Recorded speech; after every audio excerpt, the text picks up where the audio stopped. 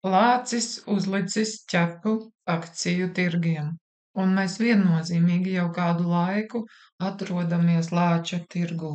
Un tad vēl komplektā nāk Trumpa lēmumi par ievedmuitas paaugstināšanu, uz ko reaģē vairākas pasaules valstis, un ir vēl lielāks iemesls akciju kursiem gāzties lejā.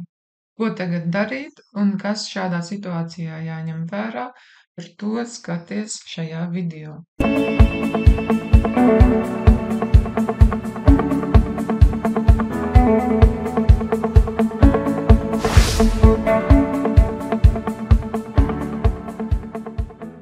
Kas tad ir lāča tirgus? Lāča tirgus vienā teikumā kursi krīt lejā. Tie tiek saukti par lāča tirgiem, jo simboliski lācis ar ķepu sit kursu lejā. Buļļa tirgi ir tad, kad kursi iet uz augšu, un simboliski bullis ar saviem ragiem ceļ kursus uz augšu. Labā ziņa ir, ka šie divi spēles dalībnieki ir līdzsvarā. Mēs varam runāt par noteiktu cikliskumu. Ir brīži, kad kursi iet uz augšu, un ir brīži, kad kursi krīt. Bet labā ziņa šeit ir tā, ka tieši uz svārstībām cilvēki ar zināšanām un stratēģijām pelna naudu. Un tad mēs varam runāt arī par noteiktu cikliskumu.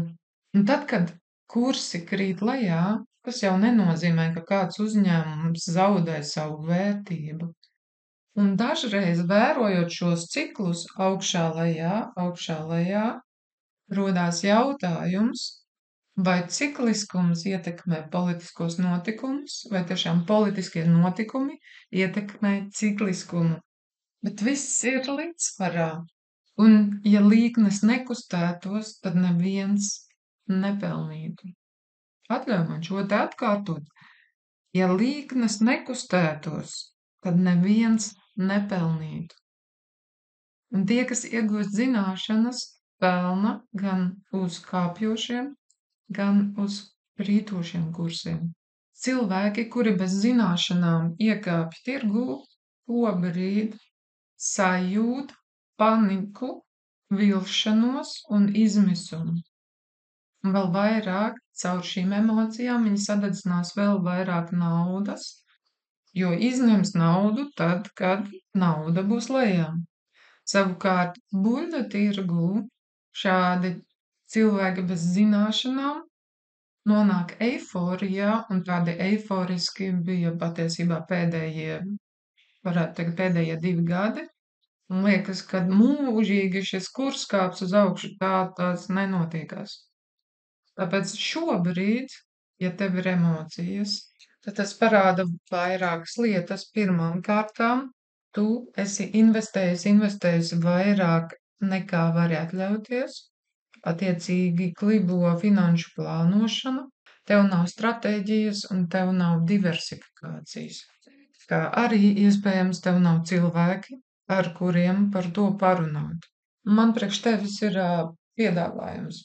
Zināšanas akciju tirgos ir svarīga sastāvdaļa pie finansiālās neatkarības, bet īsti arī nepietiek ar to, kā es vienkārši rādu piemēru. Ja? Es pagājušajā gadā, 1 gada laikā uztaisīju 25% no portfolio, kuru es rādīju priekš šī kanāla vajadzībām.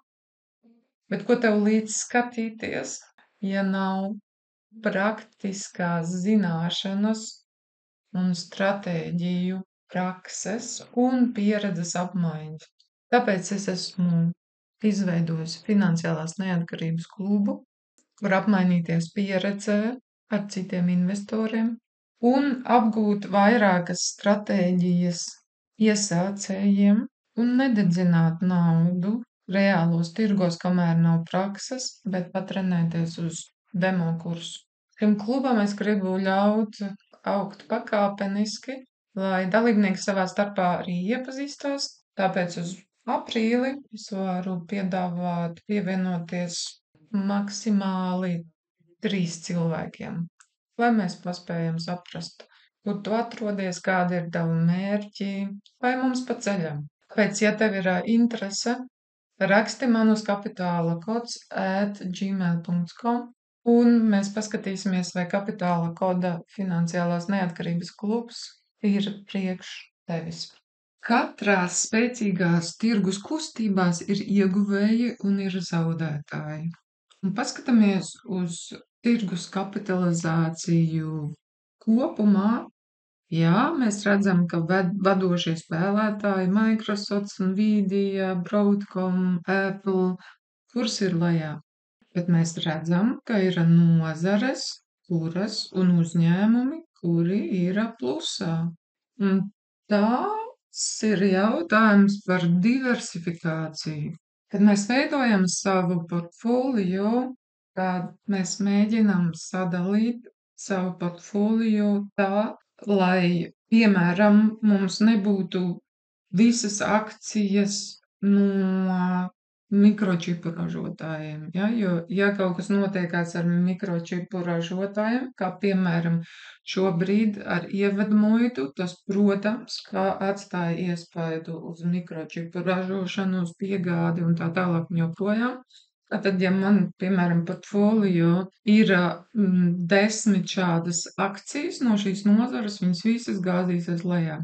Un tāpēc pie diversifikācijas ir labi sadalīt gan pa dažādām nozarēm, gan pa dažādām valstīm, gan pa dažādiem instrumentiem. Un šobrīd tu varbūt varētu teikt, jā, bet visi kursi ir nogāzušies lejā. Paskatāmies kopā, un šis saraksts ir ļoti garš. Es tev parādīšu vienkārši pāris akcijas, kuras šajā laikā ir kāpušas augšā. Piemēram, Ebro Foods. Tirgus gāžās lejā, Ebro Foods iet uz augšu. Piemēram, Verizon Communications. Komunikācijas nav tik ļoti ietekmētas no tā, vai ir vai nav ievadmuita. Piemēram, BAS Wholesale Club Holdings vienkārši uzšāva uz augšu. Piemēram, Berkshire Hathaway vienkārši turpina attīstību uz augšu. Piemēram, Police Outlet Holdings. Un atkal, vai šie uzņēmumi vienmēr ies uz augšu? Nē. Mēs redzam, ka līgnēs atainojās vienmēr noteikts cikliskums. Un, lai mēs uz šiem viļņiem varētu sērfot, mums ir nepieciešamas zināšanas, praktiski soļi, pieredzes apmaiņa. Un paskatīsimies varbūt, ko tad darīt ar spēcīgajām akcijām. Paņemsim, piemēram, kādus no lielajiem spēlētājiem, ja vislielāko Nvidia. Jā, Nvidia ir pārvērtēta, tiek uzskatīta, ka ir pāri par savu vērtību, bet vai Nvidia varētu nokristies un nekad necelties? No way. Un tad vēl ir zināšanas par pretestības un atbalsta līnijām. Jā. Šobrīd mums paliek interesanta, kur vēsturiski investori zina, ka tur ir bijuši daudz pirkšanas pārdošanas un uz šiem līmeņiem reaģē. Un no lielajiem stabilajiem uzņēmumiem ar nākotnes perspektīvu mēs redzam vienalga, cik liels kritums, teiktu tā, ka lejā neviens kurs nav palicis. Un šobrīd sāks notikties tās posms, ka viens ieteikums investoriem ir pēc tad, kad uz ielām ir asinis. Ja? Tas nozīmē, ka šeit pie kursa krituma tiem, kuriem nav zināšanas, atbalsta stratēģijas, viņi iekrīt panikā, pārdot. Un tie, kas zina, ko dara, konkrētā brīdī, konkrētos līmeņos sāk pirkt.